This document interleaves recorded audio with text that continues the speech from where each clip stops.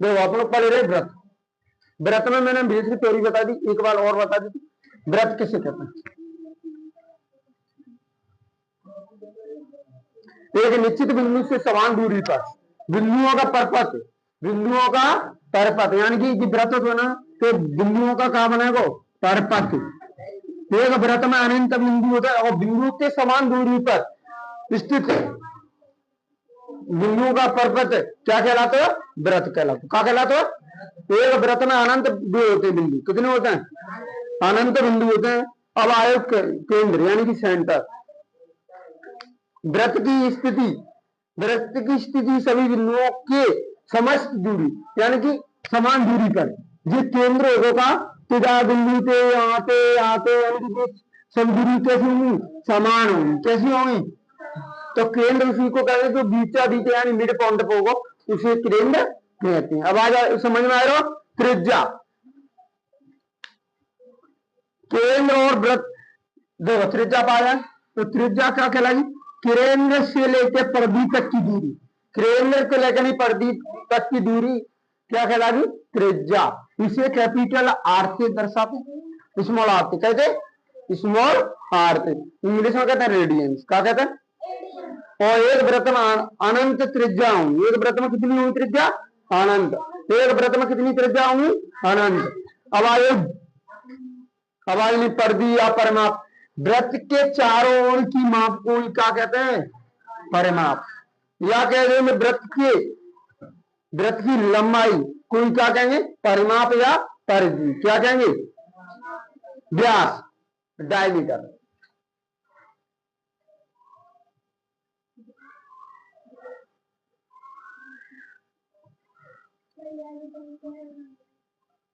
जी आवाज क्यों आती है तुम्हें? कौन सा दे रहा हूं? लल्ला मैं पीटीवी एक्सपर्ट हूं, ध्यान रखिए, ध्यान रखिए। शांति से पढ़े ले। लल्ला सूर्य बार मत देखे। ये व्रत जिसके अंत बिंदु व्रत पर स्थित होते हैं। अंत बिंदु कैसे होंगे? व्रत पर स्थित होंगे। कैसे होंगे? व्रत पर। और जो केंद्र से ऐसा गुजरा हो, कैसे गुजरे हो? केंद्र से यानी कि व्रत है मान चलो जो व्रत है अपने पास और जो कहीं में जो अपने मिडिल पॉइंट वाला जाते क्या कहते हैं? सेंटर यानी केंद्र कहते हैं। और जाके चारों ओर की माप को क्या कहते हैं? परिधि कहते हैं। क्या कहते हैं? परिधि। और व्रत से लेकर परिधि तक की दूरी क्या कहलाते हैं? त्रिज्या। परंतु अब कहिए थे आगे जो बिंदु होंगे कहाँ होंगे? एक रेखा खंड होंगे और जाति लेकर यहाँ तक की जो सेंटर तय के गुजरे यानी केंद्र तय के गुजरे तो वो उसे क्या कहेंगे? व्यास कहते हैं। क्या कहते हैं? और व्यास जो अपन पहले पढ़ी अपनी त्रिज्या का पढ़ी, त्रिज्या जहां से त्रिज्या कह रहे हो और जीव का होगी त्रिज्या, तो कितनी है? 2 त्रिज्या की यानी कि डायमीटर, यानी कि डायमीटर अपन डी से दर्शाते, स्मॉल डी से दर्शाते और त्रिज्या 2 मीटर डायमीटर के बराबर। आगे समझ में? व्यास यानी कि अपने त्रिज्या दी हुई तो व्यास निकालें, व्यास दी हुई त्रिज्या निकालें। आगे समझ? बात समझ आएगी क्या नाम है? और सबसे बड़ी जीवा कोई व्यास कहते हैं। या तो अपन जाए सबसे बड़ी जीवा मान लो, जीवा कौन सी होगी?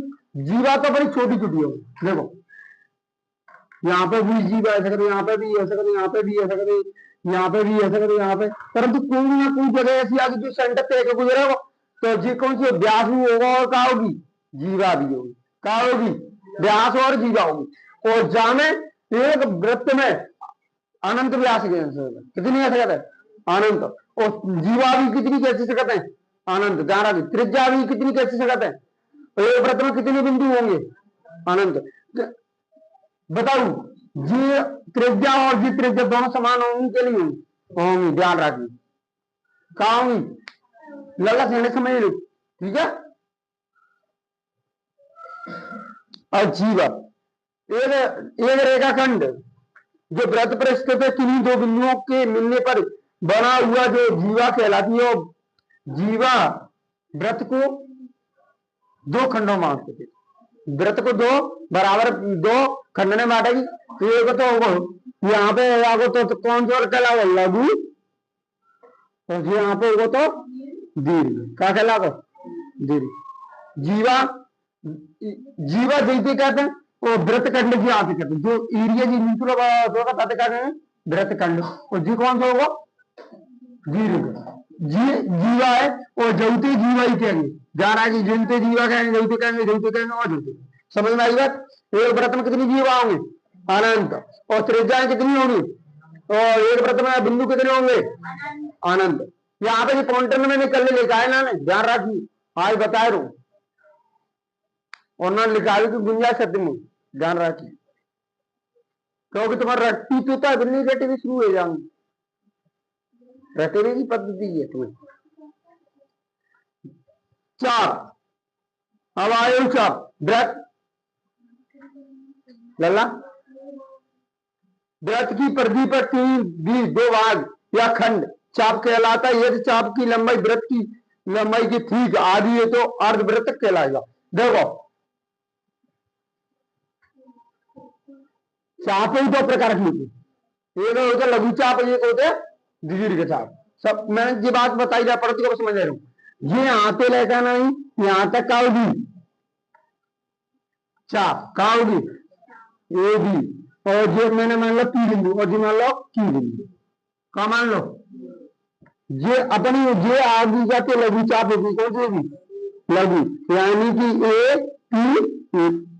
पी बी कौन सी होगी? लघु चाप होगी, कौन सी होगी? और ए की बी ये कौन सी होगी? दीर्घ चाप होगी, कौन सी होगी? दीर्घ चाप। समझ में आ रही बात?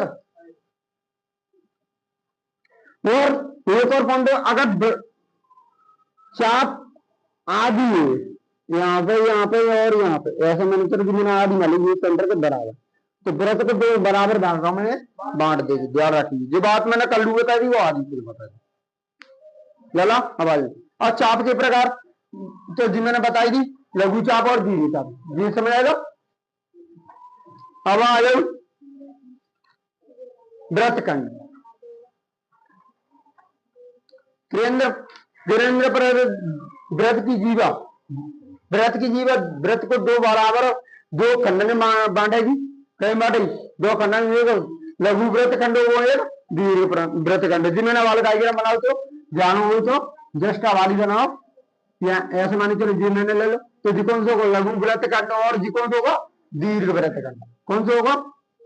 और एक और बात समझ लो, लघु व्रत खंड लघु चाप से बना व्रत खंड कौन सा होगा?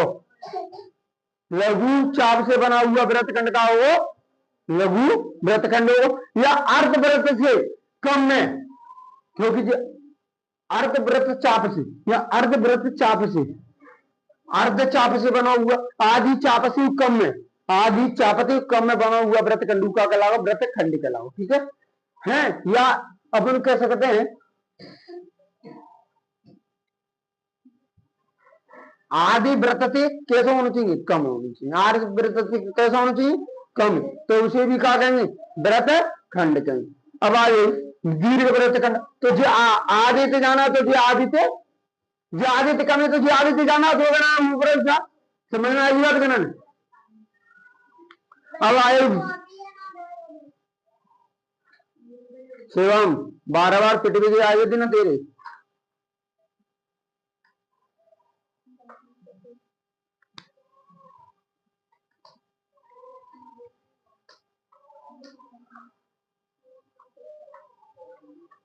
दीर्घ व्रत खंड त्रिज्य खंड, यानी दो त्रिज्याओं से घिरा हुआ क्षेत्र का कहलाओ त्रिज्य खंड कहलाओ, क्या कहलाओ?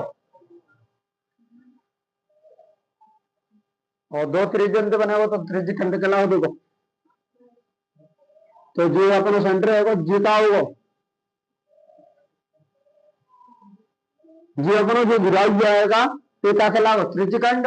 और तृतीय खंड ऐसे होंगे दो होंगे, एक तो होगा जो लघु और जो होगा दीर्घ, या कैसे 80 डिग्री से बना हुआ, 80 डिग्री से कम बना हुआ क्षेत्र कौन सा कहलाओ? तृतीय खंड। कौन सा? लघु तृतीय खंड। 80 डिग्री से ज्यादा में बने हुआ कौन सा कहलाओ? दीर्घ व्रत खंड, जा कह सकते। तो जो अपनी योगी बेसिक थ्योरी, अब जाके आते हैं अपनी क्वेश्चन।